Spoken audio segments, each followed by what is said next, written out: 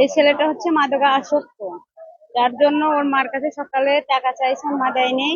ওর মাকে মারছে, মারার পরে ওর বাড়িতে বালিশ ছিল সেটা পোড়াইছে, পোড়ানোর পরে কোরআন শরীফটা পাইছে, তারপর চুলার ভিতর দিয়ে আগুন দিয়ে পোড়াই দিছে। যেহেতু এটা আমাদের ধর্মগ্রন্থ পবিত্র, তাই এটার জন্য সর্বোচ্চ শাস্তি হওয়া দরকার। আমার কাছে বলছে যে মা আমি গাঁজা কিনবো, আমার টাকা দেয়।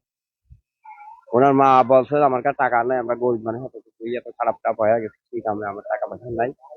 উনি তবুও ওর মার কাছে বারে বারে চাইছে, দেয় নাই। ওর মার ধরি মারে, মারার পরে তবুও টাকা দেয় নাই। তখন উনি হলে গিয়ে ঘরের ভিতরে বালিশ তার আগুন ধরা দেয়।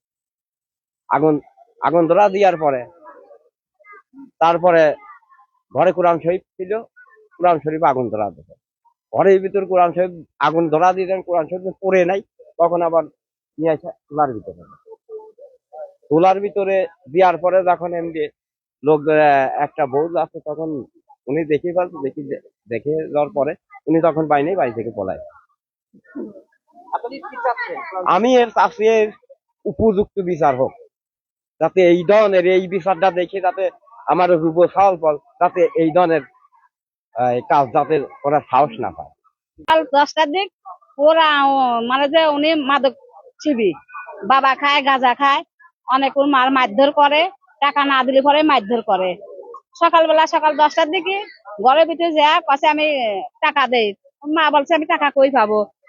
এই করার পরে মারছে, একটা চর মারছে, চর মারার পরে মা টাকা দেয়নি। তারপরে ঘরের ভিতরে বালিশ পড়ছে, খেতা পুরা আছে। তারপর কোরআন শরীফ ঘরের ভিতরে ছিল, নিয়ে এসে চুলার ভিতরে আগুন দিয়ে পুরা দিছে। পুরা দিয়ে ওই সময় ও পালাইছে, কেউ ধরতে পারে নাই। তারপরে এখন অনেকক্ষণ পরে ও আসলে পরে তারপরে পুলিশ জনগণ ধরে বেঁধে রাখছিল।